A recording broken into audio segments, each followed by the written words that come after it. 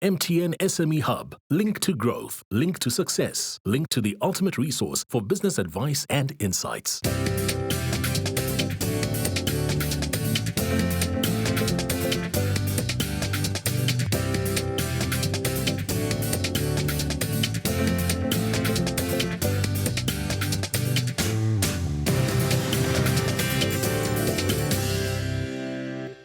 Welcome to the Big Small Business Show, the show for all our wonderful entrepreneurs out there. And today we've got another great show. We've got Gilan Gork in studio with us. You might remember him.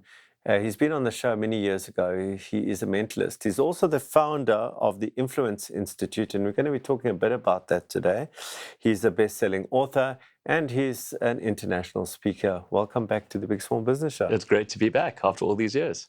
So I started introducing what you do. Since we last met, you started the Influence Institute. So, well, that was around even when we met last time. Okay, but we didn't speak about it. No, so what does I it don't do? think so. Yeah. So I work with a lot of my clients. There's often a lot of research that happens. Sometimes we do much bigger engagements where I'm bringing in multiple partners to come in and do culture transformation. So the Influence Institute is my company that runs all of that.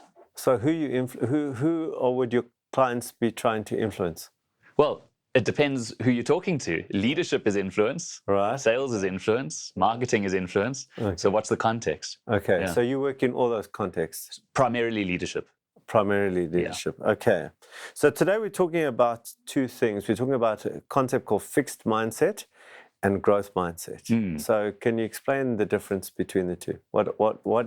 How would I know if I've got fixed mindset or growth mindset? Well, the way that you ask that really gives a good launching off point, right? Because often when it comes to who we are, including our mindsets, we think that I'm a this or I'm a that, you know? And that actually is what we call a fixed mindset way of thinking. But let me take a step back. Oh my gosh, I thought I was a growth mindset. Let me ask you a question. Ask you a question. And it's not a trick question. Okay. Have you ever given... You had to say that. I did, because everyone expects a trick question from me, you know? Have you ever given a child positive reinforcement? So, for example, they solve a puzzle really quickly and you say, wow, you're so smart. Look how quickly you solved that. You're so clever.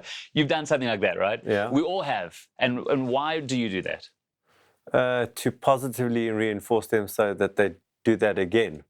Right. We think it'll give them confidence. Yeah. And ultimately, we think that down the line, it'll increase their performance. Right? Because they'll be more confident, they'll become competent, and that's how it'll kind of unfold. And what the research shows, and this research is spearheaded by Stanford professor Carol Dweck since the 90s, one of the most robust areas of research, is that it actually does the exact opposite.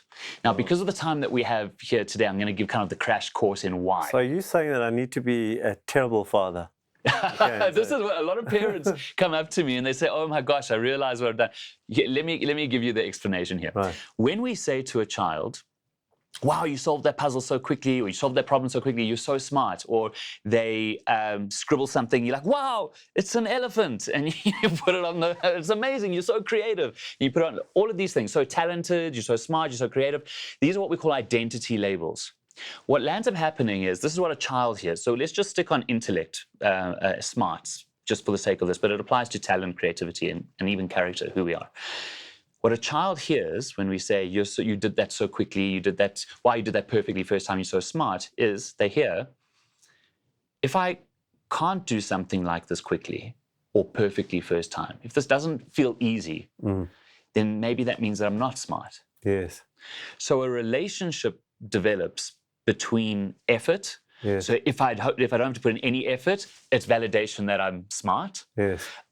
If it starts taking up too much effort, like it reaches a threshold, it goes from being an exciting challenge to now feeling threatening, like maybe this is going to reveal that I'm not smart. Things like failure. If I fail, then I'm going to take it personally. I'm going to think that this affects my identity as being not smart enough, not good enough. Right? As opposed to what we call a growth mindset. So the way that we're praised as children will start to instill these ideas, right? A growth mindset is the opposite, and I'm going to define that in a moment. But there's another unintended consequence that develops these mindsets in our mind. let's just imagine that you have this child who's now at school and solving this puzzle quicker than their friend Billy over there. Then they think to themselves, oh, I'm solving this quicker. This is easier for me, or I'm getting them all right. And Billy is having to try really hard. I must have been born with more smarts than Billy. So there's this idea that starts to develop that we're born with a certain level of intellect or talent or character, creativity. Children don't verbalize or rationalize it this way, but it's just a sense that we start to get. And this becomes a belief. So a belief is just an idea that we have a great deal of certainty about. And if you were born, Allon, and as you were born, I put orange-tinted contact lenses in your eyes, you would just know the world as being orange, right? And so we develop these ideas, these beliefs since childhood, and it just becomes our truth. It's just the way we understand things to be. It's the way we understand ourselves and others and how the world works. And so what a mindset is really just the lens through which we interpret the situations that we're in. Okay. So with a fixed mindset, we interpret situations that were born through the lens of being born with a certain amount of talent and so on, or intellect, in which case we're going to view every situation that we're in as something that's either going to validate that I'm good enough, that I was born with endowed with a certain level of brilliance, right? Or that's going to threaten to make me feel like maybe I'm going to be uncovered or reveal that I'm not good enough. A growth mindset is the opposite. It's the belief that no matter what we were born with, so there's an acknowledgement that, yes, we have different knacks perhaps, but through effort and method, this is the lens. The lens is that through effort and method, if I change my strategy or if I put effort in more this way, that I can develop my intellect, my talents, my creativity, even change the type of person who I am. So what is the wording you use with a kid when you want to evolve that? Right, so we want to then shift from identity-based, and whether it's children or our team members, same thing applies, from identity feedback, you're so smart, you're so talented, wow, you're genius, you thought of that campaign idea. We want to change that to focus more on what they did. So their method or their effort. Wow, I really love how when you were struggling with that problem, you stopped and you thought about it and you thought of a different way. I love how you went and learned how to solve something like that. I love how you asked for help. So you want to praise things like the methods, them trying different methods, being resourceful, even if that means asking for help, being tenacious. All of this is around effective effort. And that's then what develops that growth mindset belief. Okay, we're going to have to take a break now. I'm absolutely loving this conversation, so stay tuned. I'm sure you are too. MTN SME Hub, link to business success.